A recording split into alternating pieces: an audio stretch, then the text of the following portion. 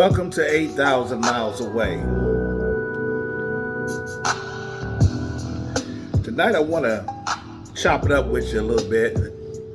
I wanted to really get at you guys during the 4th of July weekend, but so much going on, I didn't get a chance to get to the videos. The vids, as my man Regular Guy says in the Philippines. So, there's a couple of things on my mind I wanted to hit y'all with today. And I wanted to see what y'all think about it and just kind of let's throw it out there.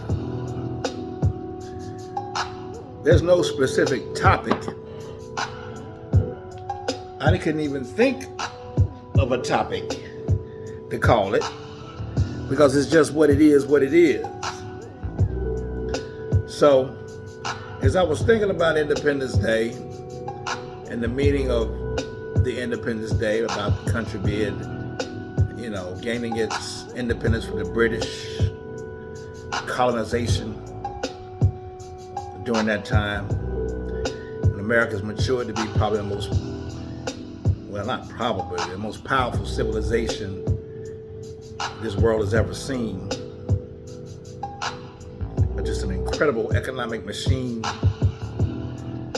in comparison to other countries, with the exception of maybe China, which hides a lot of their wealth behind some of the extreme poverty that they have in their country. But all in all, the United States is a wonderful place to make your bread. I've been here a while and I've seen people make bread. I've seen people come from little or nothing. Hold on, just let me get this back like it was.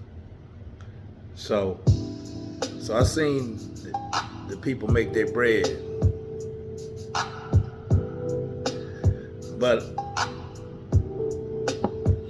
the price to live in this country and some of the things that's going on in this country is starting to get people to question whether this is still the best option. And believe me, you, my Negroes and Neglets, there is other options here for the black man and even the black woman, but mainly the black man, to go and start his legacy in other places, like the Philippines, Thailand, and Tanzania, Ghana, Nigeria, Brazil, Colombia, the DR. All those places, if not some other places, are a good place for people to start over. Because, as the old movies say, the price is right. And the women are right. And what I mean by that, I mean traditional women. I mean women that are cooperative and let the man lead. You don't get that in the United States because these women here, they've been supercharged to believe that the black man is weak, when indeed he is not. Now, some women, not few, very, very few, allow their man to lead, but it's like looking for a steak through a trash can and finding the right woman. And you know how that is. That ain't easy to find. But as I was saying, America is a business. It's a supercharged, competitive country where you make your money. But living and raising a family and children here, and just the old standard of living is just not the same as it was. With the alphabet crew, and even with the affirmative action bills just changing, and abortion being slashed, and crime in large cities like Chicago and in every major city these days. There's just so much going on. And it wasn't like that before like it is now. So I just tell you guys, there's options in other cities and in other countries that's going to give you a better standard of living. A better standard of living.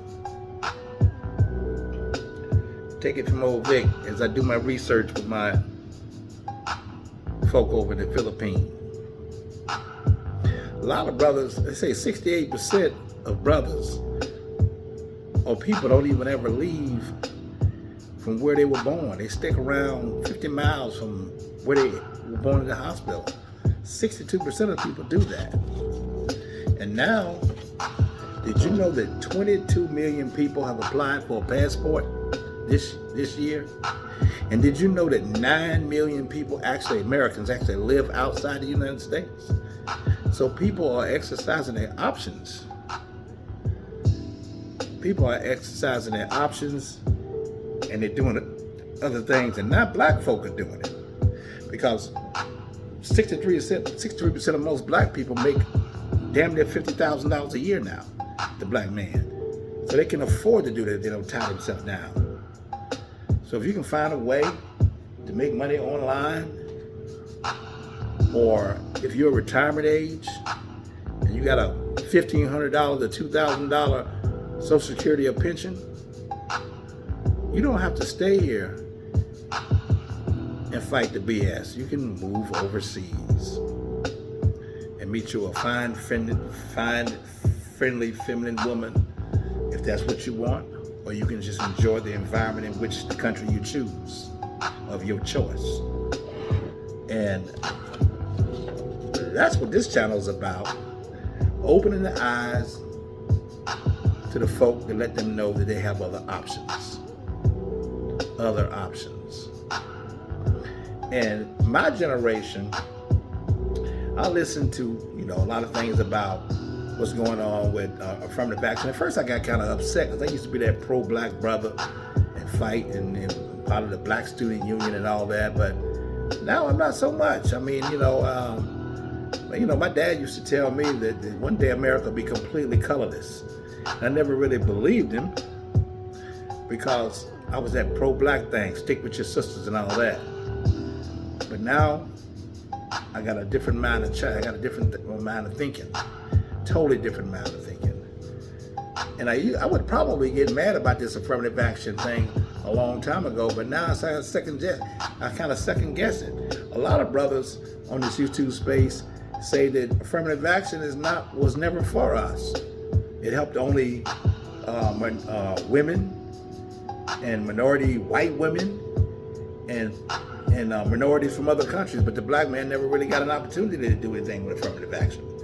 So now I'm kind of perplexed on whether or not, being in this struggle so long, defending what's black, now I'm kind of confused as to whether or not losing affirmative action is really that bad of a thing. I mean, if you talk about students getting in colleges and going to school, there's pretty much a lot of just debt and no action. I believe that you should probably get your degree. That'll help you potentially get a better job if you're young and you don't have any experience. But also you can get a trade and make money right away. Or you can go to the military. It's just so many things that young people can do online now they wasn't able to do. It kind of negates the fact whether college is all what it's is put up to be, kind of, sort of. So, and as I was saying earlier, being I'm a boomer, that's probably the reason why I feel a lot, supported to some of the things that blacks fought so many years. But this is not our country.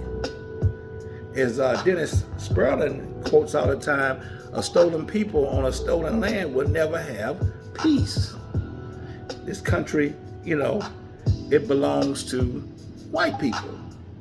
And even though we help build it for free, you'll never really feel like it's yours because it's owned by white people for the most part.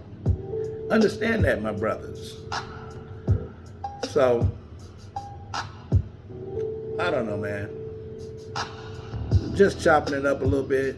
I want to keep everyone's mind open for going overseas and, catching planes and flying and seeing other places and other things, even if you only stay for 2 weeks or a month. I believe that it probably would change your mind and way of thinking. A lot of people who go to Africa, a lot of people who go to the Philippines and Thailand, their minds are so different when they come back about this country. It's unreal. And it's just what it is. So keep your head up, folk. Open your eyes and keep your options open, because a plane ticket is expensive, but it ain't that expensive. Especially for you brothers that's making 50, 60 plus. And you don't have to sit here and just stress out on all what's going on in this country.